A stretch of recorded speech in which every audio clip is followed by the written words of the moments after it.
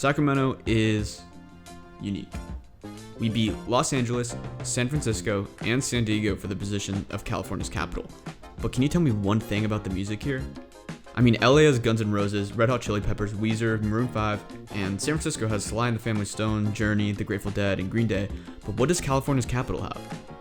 I could list some artists that vaguely scratch the corners of your brain, but to be honest, that wouldn't do Sacramento justice, because our eclectic, wonderful history of live music is a lot less straightforward than the likes of our neighboring cities that frankly give off a cooler yet condescending older cousin vibe, but whatever. There's a lot more to understand than just knowing what bands started and passed through here. So today, we're going to be taking a journey and discover the secret history of live music in Sacramento. We begin at the historic Crest Theater. Opened in 1912, it originally served as a vaudeville palace, so this place was around before movie theaters really even started to kick off. For a long time, this was the only place to see live music, as well as other traditional vaudeville entertainment like comedians, magicians, ventriloquists, clowns, and more. Maybe the clowns cursed the place, because it's kind of had a rough history.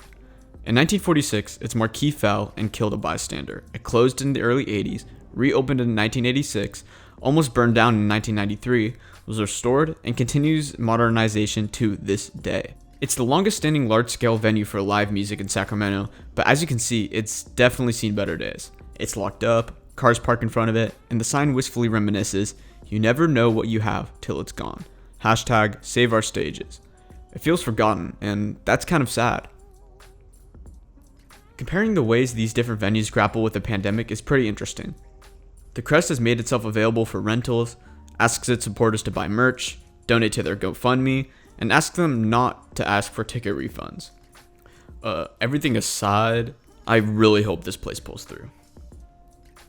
I mean, yeah, because it's a historic landmark and everything, but I also bought a ticket to see Puff the Magic Dragon here, you know, the beloved children's book character, and I skipped lunch for like a week to save up for Piff's private party, so I guess we'll just see what happens with that. But for now, we say goodbye, and we take a journey to the next long-standing venue. The Memorial Auditorium. At the groundbreaking ceremony of the Memorial Auditorium in 1925, Senator Hiram Johnson said this: "The structure to be erected here will be more than an evidence of prosperity and activity of a great people, more than a mere monument to their enterprise. It will represent their vision, and within it will abide their spirit.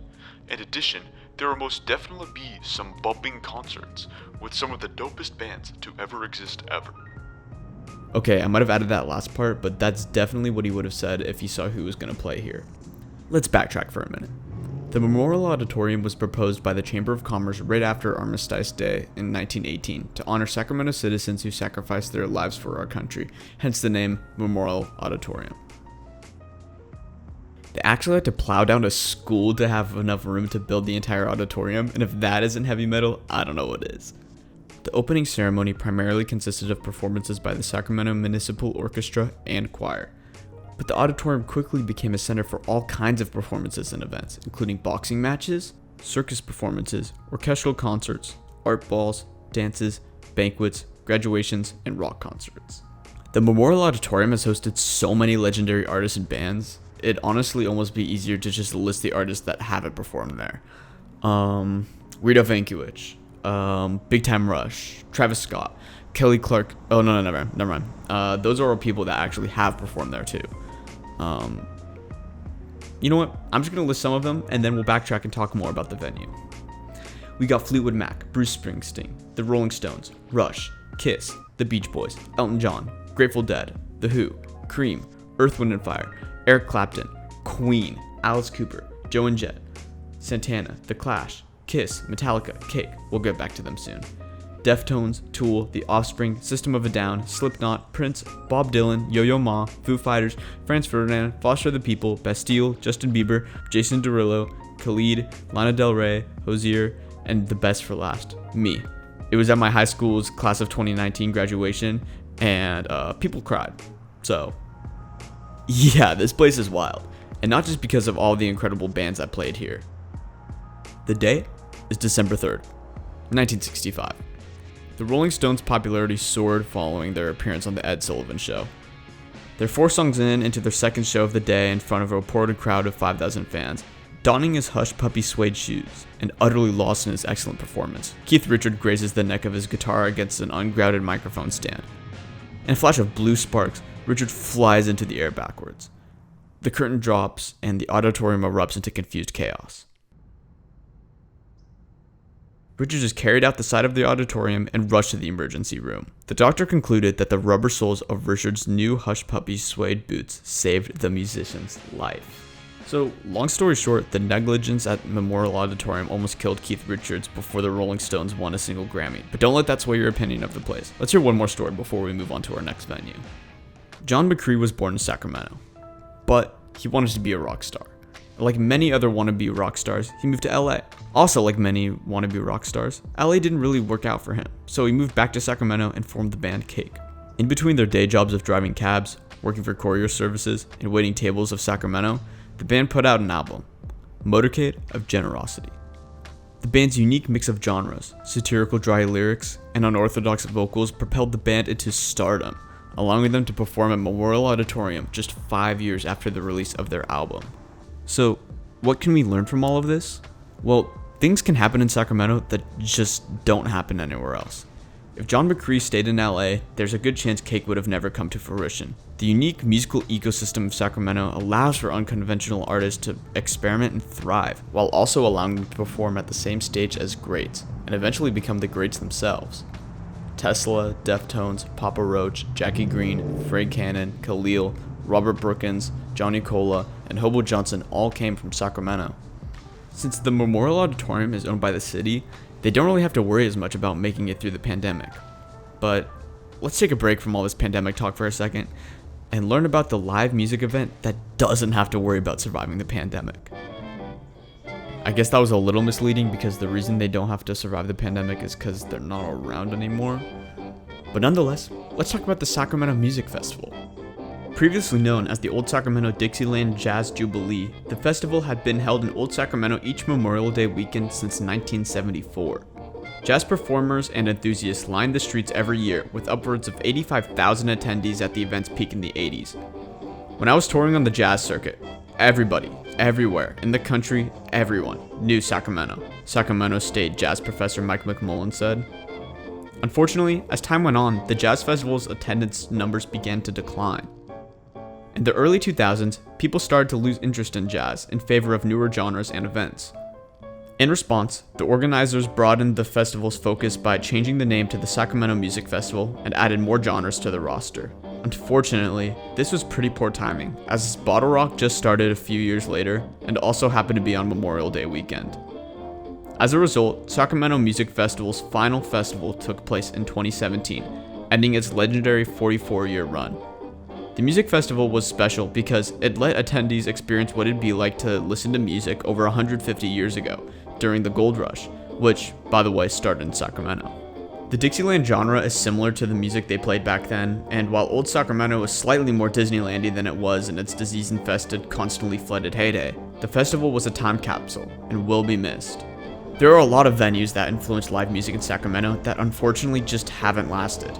The Shire Road Pub, home to several album rock bands and one of the first places Tesla performed, the Oasis Ballroom, which had the likes of Jerry Garcia, Van Morrison, and Pat Metheny, and the China Wagon, and what's now a faux restaurant at 19th Street and Broadway, served up a mix of punk rock and greasy Chinese food, which honestly just sounds fantastic, but the list goes on and on.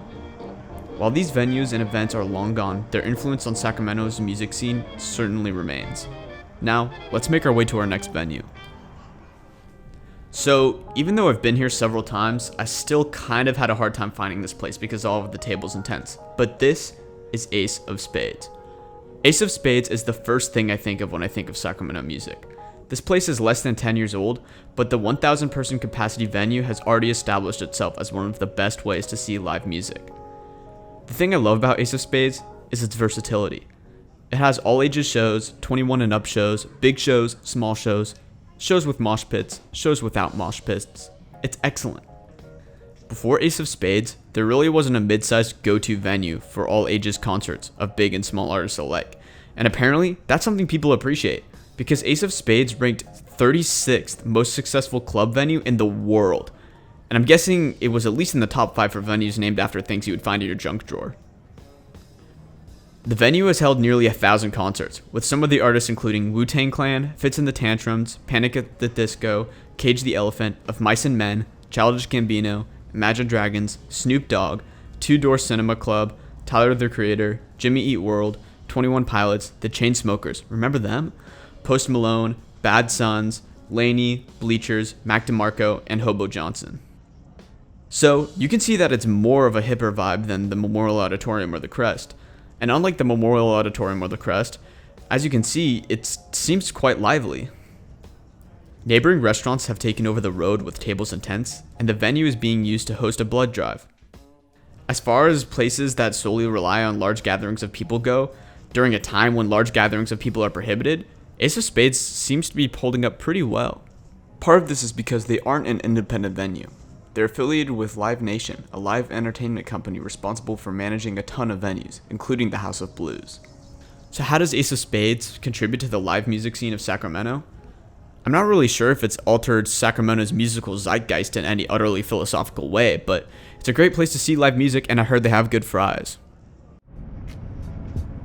Now, we arrive at our final destination. On our right, it's the Golden One Center. This place is the future. It's like a Tesla Cybertruck on steroids. The 100% solar-powered, $558 million, 17,500 seat technological slam dunk of a stadium is located within the heart of Sacramento. It was built alongside a series of restaurants, stores, and other attractions called the Downtown Commons to make downtown Sacramento more appealing, and to be honest, I think they succeeded.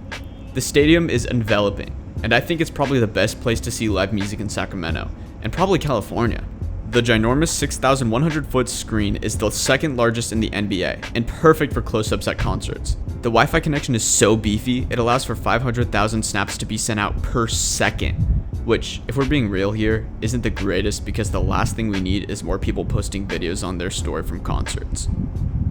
Besides looking like an intimidating Roomba, the Golden One Center is touted as the world's most connected indoor sports and entertainment venue, and only hosts some of the biggest artists and bands, including Paul McCartney, Kanye West, Chance the Rapper, Bruno Mars, Mariah Carey, Ed Sheeran, Imagine Dragons, The Weeknd, Guns N' Roses, Foo Fighters, Katy Perry, Harry Styles, Fleetwood Mac, Elton John, Ariana Grande, Shawn Mendes, John Mayer, and me, again, at one of our high school basketball games.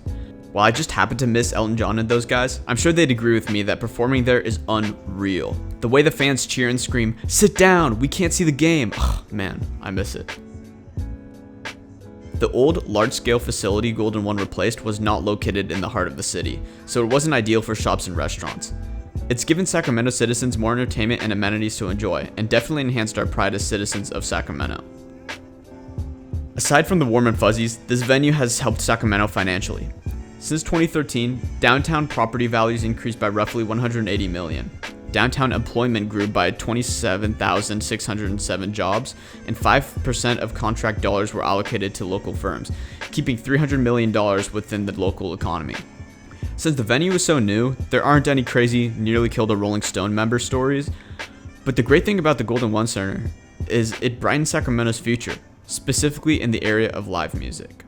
The Golden One Center has been closed due to the pandemic, but it was open temporarily as a voting center. And as you can see behind me, people are still enjoying the shops and restaurants of the downtown commons. Golden One is just another reason and way for people to appreciate the live music of Sacramento, and for that, I am extremely thankful. Well, here we are again. It's been quite a journey, hasn't it? My legs are sore, and probably yours are too, so I won't keep you long. But if you're ever in town, you know where to see some good tunes. Given that you're not visiting during a pandemic, of course. Thank you for joining me, and if you remember one thing from this video, please always ground your microphone stands.